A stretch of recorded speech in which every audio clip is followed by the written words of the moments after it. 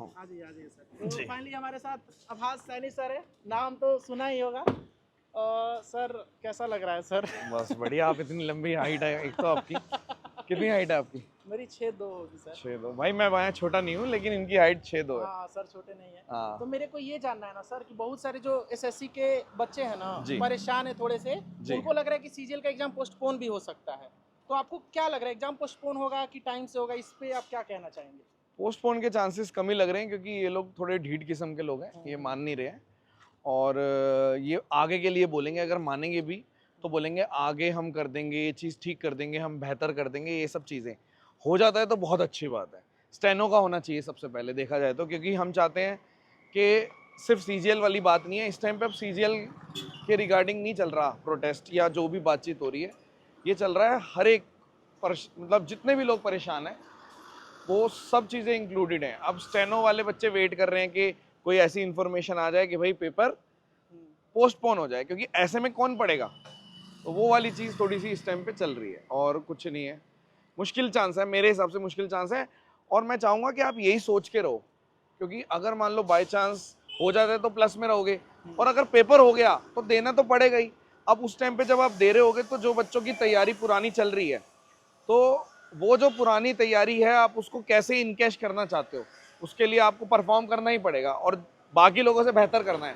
तो इस टाइम पे जो इस चीज़ को मेंटेन करके चला गया वो जीत जाएगा। मतलब स्किप नहीं करना है, ये भरोसे में नहीं रहना है कि एग्जाम पोस्टपोन होगा, बिल्कुल भी ऐसा मत सोचना। हाँ। और आजकल क्वेश्चन जो है वो हाँ। थोड़े समझ से परे हैं। बिल्कुल। जैसे प्रोबेबिलिटी का क्वेश्चन आ जाना, बाइनरी भी सुन रहे हैं कि हाँ, आ हाँ। जाएगा, वो उसका आवाज नहीं आएगा। मैं आपको बताता हूँ होता क्या है। बच्चे भागते हैं उन क्वेश्चन की तरफ जो नए आए हैं। अगर हम 25 में से देखें, 25 में से 21 क्वेश्चन अभी भी ऐसे हैं मैथ्स में स्पेशली, जो आप कर सकते हो इजीली। अब आप उन 4 क्वेश्चन के पीछे अगर आप सोच रहे हो कि आप रिवीजन भी छोड़ के उन 4 क्वेश्चन को सीखना शुरू करोगे, वो पॉसिबल नहीं है। हाँ, जैसे स्टैट्स जैसा टॉपिक है उसको आपको रिवाइज कर सकते हो, 15-16 मिनट की मैंने भी वीडियो डाल रखी है।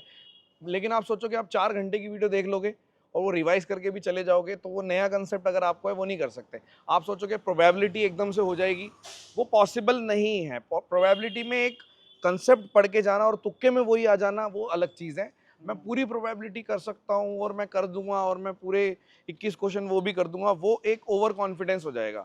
और ओवर कॉन्फिडेंस के चक्कर में जो आपको आता है आप उसमें भी परफॉर्म नहीं कर पाओगे। पता चले आपके 25 में से 15 क्वेश्चन सही हो रहे हैं और कोई समझदार होगा वो 21 का टारगेट करके रखेगा, पूरे 21 ठीक करके आ जाएगा। तो सारा गेम तो कंपटीशन का है, सारा गेम कंपटीशन का चल रहा है। तो ये वाली चीज़ है। रिवीजन की हमने डाली रखी है वीडियो, मैंने 440 क्वेश्चन कराए हैं। अरिथमेटिक के 180 क्वेश्चन है जो हमने कराए हैं 5.5 घंटे में।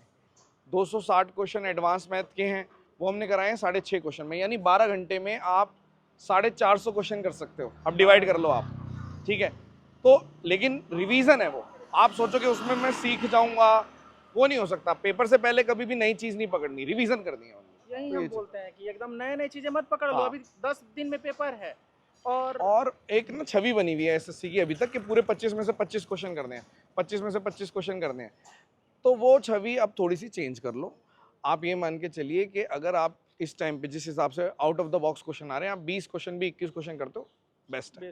हाँ, आपको क्या लग रहा है इस बारी जो कट ऑफ रहने वाला है, जैसा पेपर पूछा है ग्रेजुएशन बहुत लेवल, कम रहेगी, बहुत कम रहेगी, बहुत कितना कम। लगभग? नहीं, नॉर्मलाइजेशन की वजह से हम नहीं कह सकते। लेकिन आप मान के चलिए, मैं आपको बता देता हूँ डुएबल कितना चल रहा है। अगर आप अच्छे से पढ़ते हो और अगर जितना पढ़ा है सिर्फ प्रीवियस ईयर पे भी स्टिक रहते हो और आपने कंसेप्चुअली पढ़ा है, ये नहीं कि आपने टाइप वाइज रट रखा है। टाइप वाइज रट रखा है आप मैथ्स में परफॉर्म नहीं कर पाओगे। आपने कंसेप्चुअली पढ़ा है और प्रीवियस ईयर बेस्ड पढ़ा है, तब भी आप 20-21 क्वेश्चन कर सकते हो। ग्रेजुएट लेवल की बात कर रहा हूँ अगर आप सिलेक्शन पोस्ट जैसा ही पेपर आता है तो। और अगर आप रीजनिंग की भी बात कर रहे हो, रीजनिंग में भी थोड़े बहुत कुछ क्वेश्चंस हैं, तो वो दिक्कत करेंगे और कुछ क्वेश्चन हो भी जाएंगे। और जीएस में तो आप शुरू से मैं बोलता हुआ आ रहा हूँ, पता नहीं लोगों को बुरा लगता है कि पूरे दिन जीएस पढ़ना ही नहीं है। आपको जीएस सबसे पहले धोखा देती है। आपकी महिला मित्र जितना धोखा नहीं देगी, जीएस धोखा देगी। ये सच्चाई है, वो धोखा मिलेगा ही मिलेगा। वो ये है, ये चीजें हैं कि आपको जीएस। हमको लग रहा है ना कि इस बार अगर पेपर थोड़ा टफ आ जाता है तो 135 130 स्कोर बहुत हो जाएगा। अगर पेपर जरूरत से ज्यादा थोड़ा अनएक्सपेक्टेड टाइप के क्वेश्चंस आ जाते हैं तो कभी भी ना आप उसी टाइम पे डिसाइड कर सकते हो कि पेपर में कितने क्वेश्चन डुएबल हैं। अगर आप सोचोगे कि नहीं हम तो पहले से ही सोच के जा रहे हैं कि मेरे मॉक में तो 150 आते थे अब मैं करके आऊंगा 150 ही आने चाहिए, तो आप पूरा पेपर खराब करके अपना आओगे, आप बस पैनिक बेस्ट कर दोगे, देना है। आप पैनिक कर लोगे। जहां तक है पेपर उस तरीके से आ रहा है जैसे बैंक में, कहीं बैंक से तो बहुत दूर है अभी भी, लेकिन अच्छा लेवल अगर वो पूछ रहे हैं तो सही है।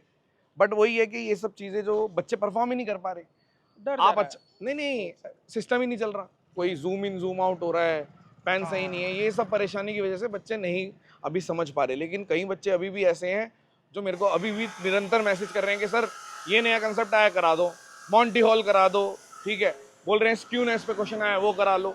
तो ये सब चल रहा है, और ये ऐसे सब भी बच्चे हैं SSC और बल्क चीज़ें भी में, आ जाएंगी। बल्क में अनएक्सपेक्टेड क्वेश्चंस ये लोग पूछ रहे हैं, AI अगर चांसेस जनरेट कम कर है, रहा है चांसेस कम तो है, थोड़ा सा चांसेस कम है, बट हाँ।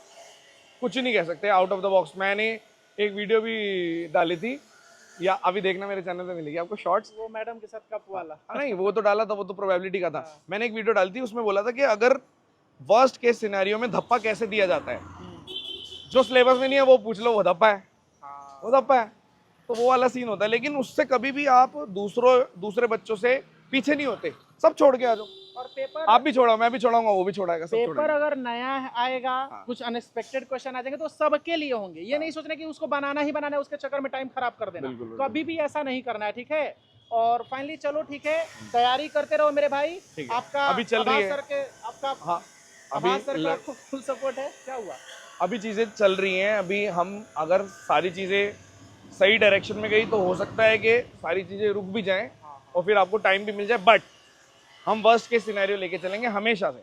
वर्स्ट केस सिनेरियो, आप जब भी किसी से कमिटेड होते हो आप सोच के चला करो ब्रेकअप हो जाएगा।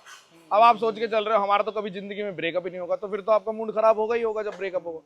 कभी भी आप किसी रिश्ते में जाते हो तो आपको पता है कि इसका एंड भी होगा। तो ये पहले सच्चाई से है। माइंड मेकअप करके कर लो, रहो, कर लो। तैयारी अपना जबरदस्त रखो। बाकी जो होगा वो अब किस्मत देखा जाएगा, ठीक है। थैंक यू सो मच, और thank you so much sir आपको टाइम देने के लिए। बहुत बहुत थैंक यू सर।